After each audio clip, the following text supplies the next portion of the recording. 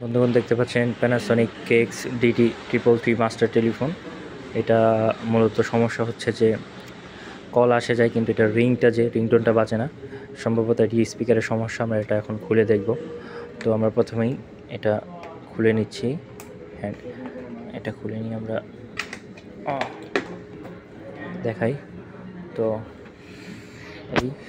এখানে যেই একটা ফোল্ডিং আছে এটাকে আমি এখন কীভাবে খুলবো দেখেন। প্রথমে এভাবে উপরের দিকে উপর দিকে চাপ দিতে হবে। উপর দিকে চাপ দিয়ে উপর দিকে একবার পুশ করে ছেড়ে দিলে এটা নেমে যাবে। ঠিক আছে, এরপর পিছনে 5টা স্ক্রু আছে। আমরা এখন 5টা স্ক্রু আগে খুলে রাখছি। এই যে 5টা স্ক্রু থাকবে, এরকম 5টা না 6টা স্ক্রু, যে 1 2 এই যে 3 4